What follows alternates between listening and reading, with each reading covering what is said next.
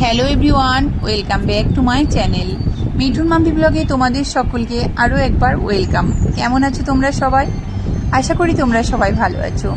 চলে এসেছি আজকে আবারও একটা নতুন রেসিপি নিয়ে তোমাদের মাঝে। আজকে রেসিপি বানিয়ে দেখাবো চিংড়ি মাছের ভর্তা রেসিপি।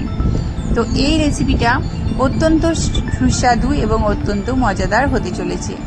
তো ভিডিওটার সাথে থাকো, পুরো ভিডিওটা দেখার রিকোয়েস্ট রইল।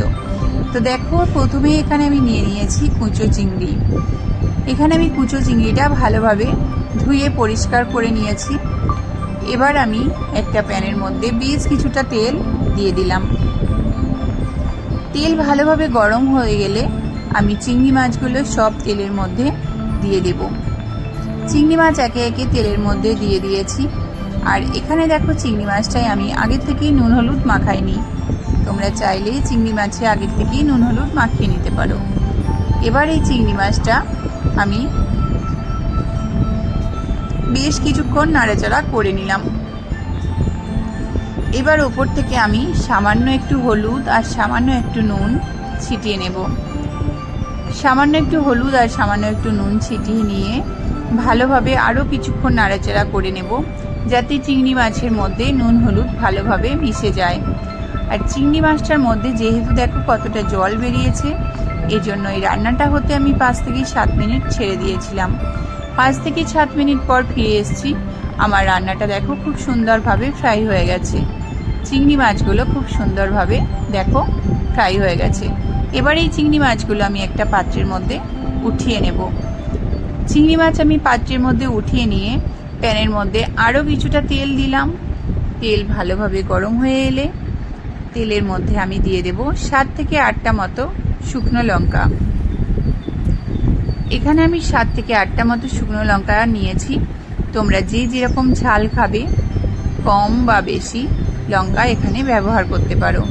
তো শুকনো লঙ্কা ভালোভাবে ভেজে আমি উঠিয়ে নিলাম। ওই তেলের মধ্যেই দিয়ে দিলাম পেঁয়াজ। এখানে আমি 2টো পেঁয়াজ নিয়েছি মিডিয়াম সাইজের। পেঁয়াজগুলোকে আমি এইভাবে ডুমো ডুমোভাবে কেটে নিয়েছি। গ্যাসের ফ্লেমটা একটু বাড়িয়ে দিয়ে পেঁয়াজটাকে সুন্দর করে ভেজে নেব। অবশ্যই পেঁয়াজটা আমরা হালকা ভাজবো, খুব একটা বেশি পেঁয়াজটা ভাজার দরকার নেই।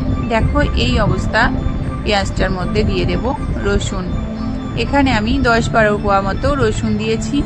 তার সাথে দিয়েছি সামান্য একটু ধনেপাতা।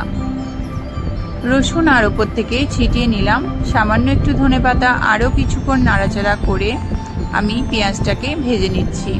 রসুনের খুব সুন্দর একটা স্মেল বেরোলে ওপর থেকে ছিটিয়ে দেব সামান্য একটু লবণ। আরও কিছুক্ষণ নাড়াচাড়া করে নেব। পেঁয়াজটা দেখো আমি খুব বেশি ভাজিনি, এই অবস্থাতেই পেঁয়াজটাকে আমি ছেড়ে দেব। এবার এর মধ্যে অ্যাড করে দেব আমি শুকনো লঙ্কা আর ভেজে রাখা চিংড়ি মাছটা।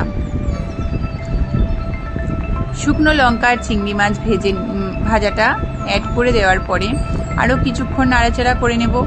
অবশ্যই গ্যাসের ফ্লেমটা লো টু মিডিয়াম রাখতে হবে, না তো চিংড়ি মাছ ধরে পুড়ে একাকার হয়ে যাওয়ার সম্ভাবনা আছে।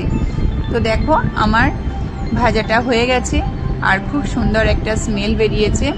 এবার এই অবস্থায় আমি মিক্সারের মধ্যে এটা দিয়ে ব্লেন্ড করে নেব। তোমাদের যদি এটা অনেকটা পরিমাণে হয়ে যায় তাহলে তোমরা দুবারে করবে।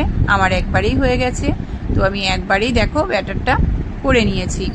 এবার আমি একটা চামচ দিয়ে এই ভর্তাটাকে একটা থালার মধ্যে উঠিয়ে নেব। ওপর থেকে একটু তেল আর সামান্য একটু লেবুর রস চিপকে দেব। ভালোভাবে একটা চামচ দিয়ে মেখে নেব। তেল আর লেবুর রস একটা চামচ দিয়ে মেখে নিলেই তৈরি হয়ে যাবে আমাদের চিংড়ি মাছের ভর্তা রেসিপি। এই ভর্তা রেসিপি একবার বানিয়ে খেও, আমি কথা দিচ্ছি এত সুন্দর এত মজাদার হয় এই ভর্তা রেসিপি দিয়েই তোমাদের এক থালা ভাত উঠে যাবে। আমার ভীষণ প্রিয় এই চিংড়ি মাছের ভর্তা রেসিপি। তো কেমন হয়েছে আমার আজকের ভিডিও অবশ্যই কমেন্ট বক্সে জানিও। ভিডিওটা ভালো লাগলে একটা লাইক কমেন্ট শেয়ার করে দিও। চ্যানেলে নতুন বন্ধু হলে চ্যানেলটা সাবস্ক্রাইব করে আমার পাশে থেকো। তো আজকের মতো ভিডিওটা এখানেই শেষ করছি। পরের দিন দেখা হবে আবার একটা অন্য কোনো ভিডিওর মাধ্যমে। ততক্ষণের জন্য সবাই ভালো থেকো, সুস্থ থেকো, সবাইকে ভালো রেখো, আমাকে অনেক ভালোবাসা দিও। আজকের মতো এখানেই টাটা।